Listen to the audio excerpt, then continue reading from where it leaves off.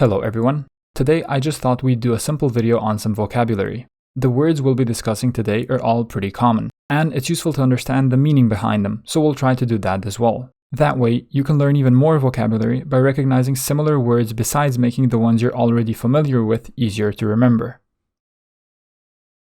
So, the topic of today's lesson is the co and co-author, and how we say the same thing in Slovene.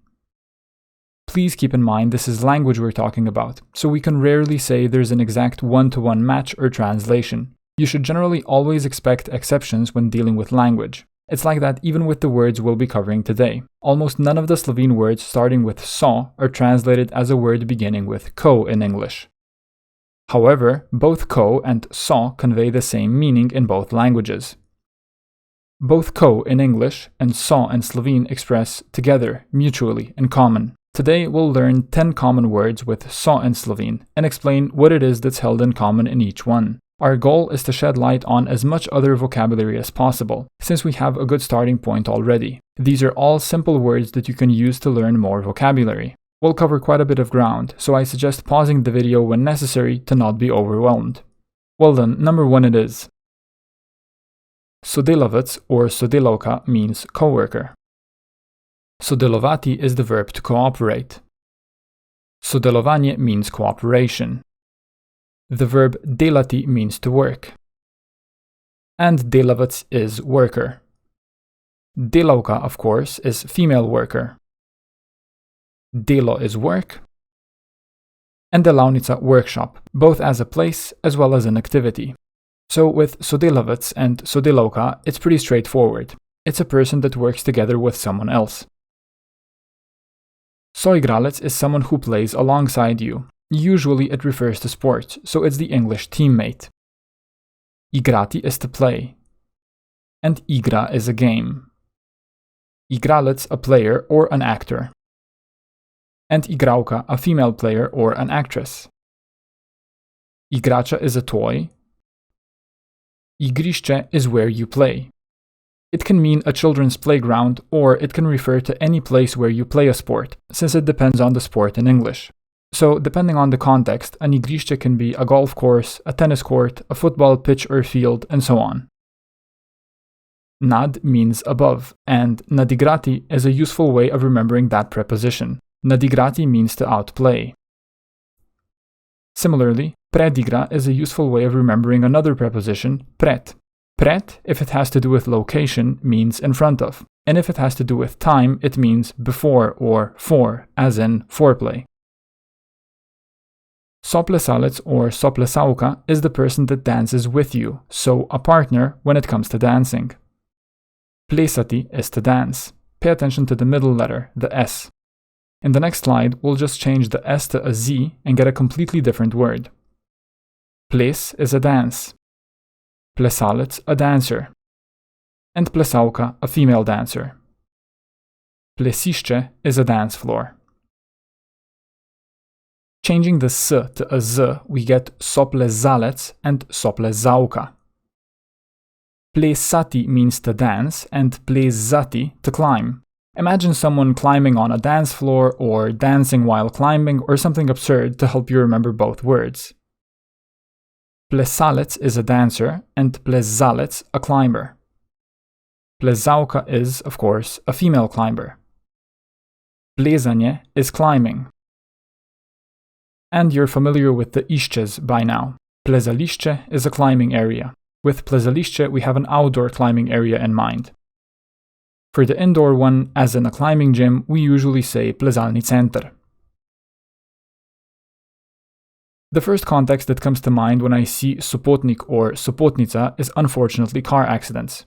Sopotnik can mean passenger or fellow traveler. Pot means way, path or trail. As you can see, it's an exception.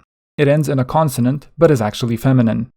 So a long road would be dolga pot and not dolg pot.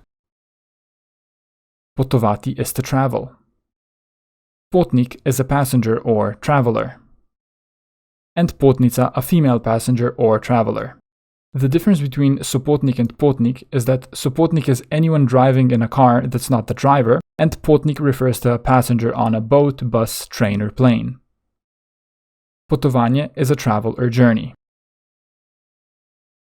Sosed or soseda means he or she who sits next to you. It's not literally to sit here, but a figurative sense of settling in.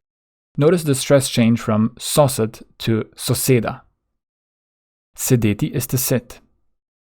Sedež is a seat, for example, but also headquarters or main office when it comes to a company or institution. Sedlo, a saddle. And as a testament to me running out of ideas, sednica is the sit bone. To help you remember that sedeti means to sit, think of the word sedentary in English. Or sedative. A sedative makes you want to sit down. Sostanovalec or sostanovalka means roommate. Stanovati is to live in the sense of to reside. Stanovanje is an apartment. So sostanovalec or sostanovalka is literally closer to flatmate than roommate. My dictionary says flatmate is British English and roommate American English, which is why I wrote roommate. More often than not, we'd go for the Germanism Zimmer when speaking colloquially in Ljubljana. Zimmer and Zimra being the colloquial terms for sostanovalec and sostanovalka. Sošolec or sošolka is a schoolmate. He or she who goes to the same šola as you. I put schoolmate just to make it more obvious what it means, but when actually using the word, at least in my opinion, it's definitely closer to classmate than schoolmate in Slovene. Well then, how do you say schoolmate in Slovene? I just ask descriptively, something like, do you go to the same school as him or her? Remember pot from sopotnik and sopotnica? Šolska pot is the way to school, usually used when talking about small children whose safety needs to be ensured on the first day of school or something similar. Šolnina is a tuition. Šolski sistem, the education system. And šolska torba, for example, school bag. I thought I'd include sočutje because čut is such an important word or part of words. Čutiti means to feel, as in to feel something on your skin or by touch. Počutiti se is to feel, as in to feel good. So, sočutje is feeling with someone else, or the English sympathy. A related word is čutilo, which means sense organ. And občutek, for example, is a feeling. I included sožalje for the same reason as I did sočutje. The žal in sožalje is very common and useful, and is worth remembering even as a complete beginner. Žal always has to do something with sadness or being sad. Žalost means sadness. Like other nouns ending in ost, it's actually feminine and so an exception. The adjective žalosten, žalostna, or žalostno means sad. Žal, alongside the verb to be, means to be sorry or to regret, with the person who is sorry in the dative or third case. One way of saying I'm sorry in Slovene is žal mi je. Žal means unfortunately. As an example, žal ne means unfortunately not. Žalovati means to mourn. Užaliti, to offend someone or to hurt someone's feelings. Obžalovati is to regret. And finally, moje sožalje is what you say in Slovene to someone who's lost a dear one. Condolence is pretty formal in English, but you actually say moje sožalje in everyday life in Slovene. Well, that's it for today. I hope you learned something new. Until next time, good luck, study hard, and aim for the stars.